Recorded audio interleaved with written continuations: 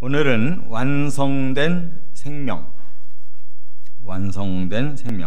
제목으로 말씀을 상고합니다.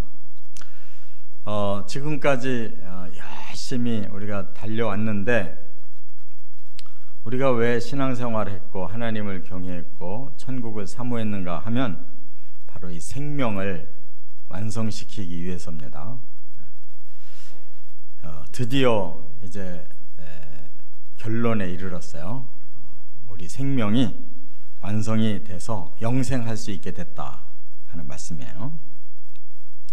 우리가 지난 시간에는 이제 우리가 영원히 살아야 될 도성 새 예루살렘 성이 완성됐다고 그랬죠.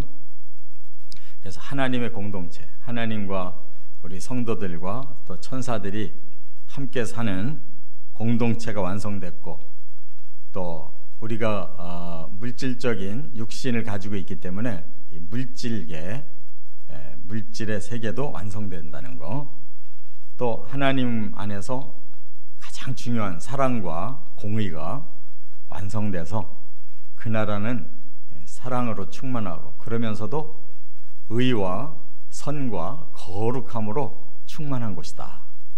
여기까지 했어요. 근데 이제 가장 중요한 건 우리가 거기서 영원한 생명을 누려야 되는 거잖아요. 그게 바로 여기 22장 1절부터 5절에 나오고, 이제 6절 이하는 이제 본론은 끝났어요.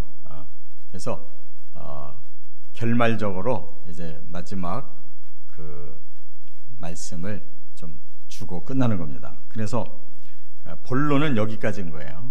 요한계시록의 본론이 오늘이 이제 최종 본론입니다. 말라기 2장 5절에 보면 이렇게 언약을 요약을 해줬어요. 나의 언약은 생명과 평강의 언약이라. 요 생명과 평강이 천국을 대표하는 언어예요. 천국은 어떤 곳이냐? 영원한 생명이 있고 영원한 평안, 평강, 안식이 있는 나라예요. 믿으십니까? 우리가 그런 세계 속에 살고 싶어 하는 거예요. 영원한 평강을 누리면서. 이것이 천국이에요. 그 언약이 이제 완성됐다 그 말이에요. 우리 사람의 생명이 언제부터 시작됐느냐? 창세기에 보면 하나님께서 제 6째 날에 흙을 가지고 우리 사람을 빚으시고 거기에 생기를 불어넣으시니까 생령이 됐다. 그때부터 사람이 생명체가 된 거예요. 그런데 이제 한 가지 더 하나님이 주신 생명이 있었어요. 뭐예요?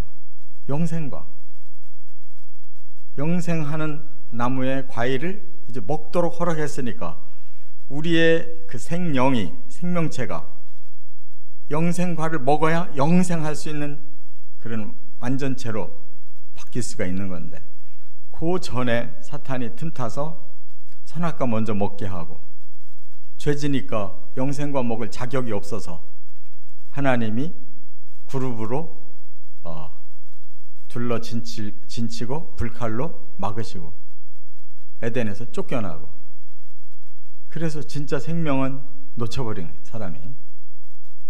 그래서 영이 죽어버리고 정신과 육체만 살아서 사니까 이 사람이 사탄에게 계속 침략을 당하고 이렇게 저주와 영원한 형벌의 길로 가고 있었다 그 말이에요. 바로 예수님께서 우리를 다시 생명을 불어넣어 주신 것이 그게 복음과 성령으로 구원받은 거예요. 다 이것이 다 생명인 것입니다. 예수님이 우리에게 생명 주려고 복음이라는 생명, 성령이라는 생명을 우리에게 불어넣어 주셔서 우리가 생명력을 찾았기 때문에 이제 천국 가서 마지막 영생과만 먹으면 끝나는 거예요. 할렐루야. 네. 이렇게 이제 영생과까지 먹게 됐는데 세 가지 순서를 오늘 본문에서 밝혔어요. 첫째, 1절과 2절 상반절에 보면 생명수의 강을 먼저 주셨어요. 생명의 물이 가득한 강이 바로 하나님과 어린 양의 보좌로부터 나와서 길 가운데를 흐르고 있더라 그랬어요. 천국의 새 예루살렘 성의 한 중앙에 하나님과 예수님의 보좌가 있고 거기서부터 물이 흐르는데 중앙으로 흐르고 있다. 우리 서울도 지금 한 가운데로 한강이 흐르듯이, 서울의 한 가운데로 흐르듯이 그렇게 천국도 한 가운데를 흐르고 있다는 거예요. 이 생명강 때문에 이제 천국도 생명이 충만한 거예요. 할렐루야. 네. 얼마나 아름다워요, 생각만 해도. 근데 이것이 그냥 뜬금없이 나온 말씀이 아니고 성경은 전부 미리 말씀하고 성취되고 예언하고 이루어지는 거예요.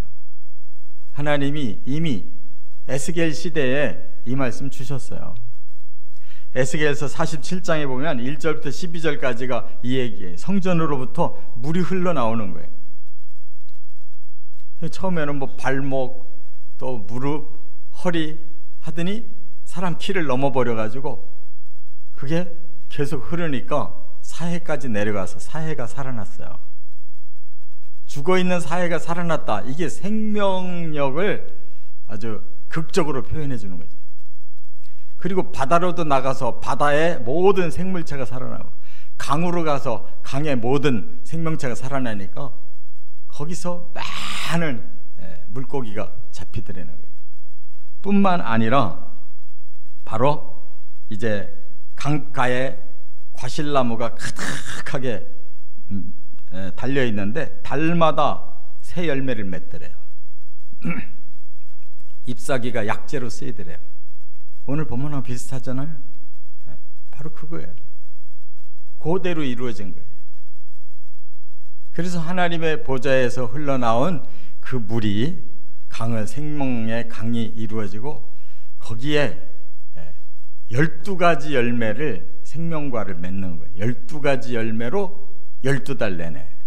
그러니까 날마다 우리는 12가지 과일을 먹을 수 있는 거예요. 하나님께서 우리에게 그 축복, 아무 수고 없이 땀 안 흘리고 골고루 맛있는 열매를 먹도록, 그걸 먹을수록 생명력이 왕성해서 완성되도록, 그 생명나무의 이파리는 만국을 치료한다고 하니까 만국이 중요해, 사람이 중요해. 사람의 영혼 몸을 완성시키는 건 생명과일이고 이파리만 가지고도 사람이 누려야 될 이 만국이 완전해지더라 그 말이에요. 할렐루야. 이렇게 하나님은 예표의 말씀 주셨고 성취가 된 거예요. 그래서 예수님은 바로 이 생명을 주려고 요한복음 7장에 38절에 이런 말씀을 했어요. 초막절기에 몰래 가셨다가 마지막 날 탁 드러내서 나를 믿는 자는 배에서 생수의 강이 흘러 넘치리라 그랬어요. 그러니까 예수님을 믿으면 우리의 배에서 생수의 강이 흘러 넘친대요. 그러니까 생명이 충만해진다는 거예요. 근데 거기 뒤에다 토를 달았어요. 아직 이것이 이루어지지 않은 것은 이제 성령이 아직 오시지 못했기 때문이다. 근데 우리는 성령 받았잖아요. 그래서 이 생명력이 생기기 시작한 거예요. 또 예수님의 진리의 말씀이 바로 물과 성령으로 라고 말씀했잖아요. 거듭나야 된다. 이 물이 뭐를 말하는 거냐면 그냥 우리 목사님들이 손 얹는 물이 아니에요. 그 이전에 우리는 하나님의 말씀을 믿음으로, 바로 성령을 받음으로 우리가 거듭나는 생명체가 된 거예요. 단순히 물을 끼얹는 게 무슨 문제가 돼요? 그게 뭘 대단한 일이에요? 바로 말씀을 믿기 때문에 물로 세례를 주는 거예요. 말씀과 성령이 생명인 줄 믿습니다. 이렇게 전부 성경은 다 풀어지게 돼 있어요. 그래서 우리가 죽으라고 지금 말씀을 먹고 있고 성령께 순종하려고 하는 것이 바로 지금 생명을 향해 지금 계속 가고 있는 거라고요. 여기서 생명을 키워야 나중에 천국의 완전한 생명을 먹게 되는 거지. 여기서는 제멋대로 살고 생명이 죽어가는데 갑자기 천국 가가지고 어떻게 생명이 완성되냐고. 신앙생활이 어떻게 해야만 바르게 되는 것인가 조금만 생각해보면 알잖아요.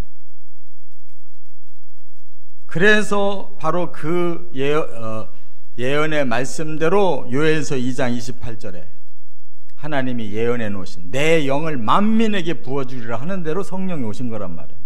예수님이 예언하신 대로, 요엘서 2장 28절에 예언하신 대로. 요엘서 3장 38절에는 요엘서 3장 18절에 뭐라고 말씀하면 여호와의 성전에서 샘이 흘러나와 씨딤 골짜기를 댈 것이다 그랬어요. 그러니까 여호와의 성전에서 물이 나온다는 말은 여러 곳에 있어요. 얼마나 여러 곳에 있는지 몰라요. 스가랴 14장 8절도 생수가 예루살렘에서 솟아나리라. 하나님이 이 새 예루살렘 성의 보좌로부터 물이 흘러나오게 하려고 벌써 시대마다 다 예언해 놓으셨어요. 그러니까 성경이 까막눈이면 어찌 하나님의 그 마음을 알고 그 뜻을 이해하겠냐고. 창세기부터 계시록까지를 다 알아야 바로 그 마지막 이 최후의 결론이 바로 생명의 물을 우리에게 주심으로 영생할 수 있는 영생과가 그 다음 우리에게 주어진다는 것을 깨닫고 바로 이렇게 생명을 향해서 계속 가는 사람이 얻는 거지. 생명이 뭐가 중요하냐, 이 땅에 내 목숨이 중요하지, 그런 사람이 어떻게 생명을 받냐고요. 깨달으시 바랍니다. 예수님이 요한복음 4장에 사마리아의 그 죄 많은 여인을 향해서 뭐라고 그랬어요? 내가 주는 물을 마시는 자는 영원히 목마르지 아니하리니 그랬어요. 내가 주는 물은 그 속에서 영생하도록 솟아나는 샘물이라. 이미 예수님은 생명의 물을 영생하도록 주신다고 약속했잖아요. 거기에 천국에 가보면 이 여자도 거기 와서 예수님 사마리아의 수가성 우물 옆에서 하신 말씀이 여기 와서 성취됐습니다. 그 여인은 얼마나 놀라겠어요. 우리도 그렇게 놀라야지. 진짜 하나님은 이런 생명을 천국에서 주시는군요.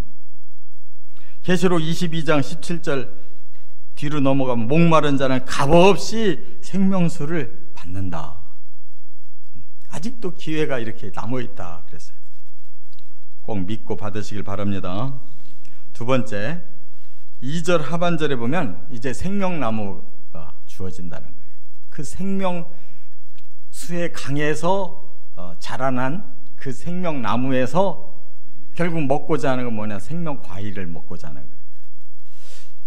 좌우에, 그러니까 강물의 좌우에 생명나무가 질비하게 서 있는데 12가지 열매, 그게 달마다 12달 내내. 그러니까 사시사철 우리는 12가지 종류의 생명과일을 먹는다는 거예요. 잎사귀는 만국을 치료한대요.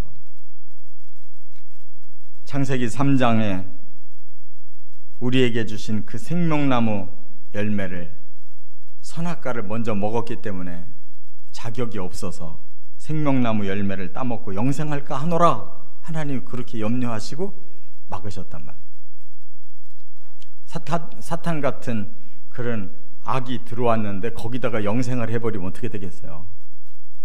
큰일 나지. 그러니까 하나님 막으신 게 다행이지.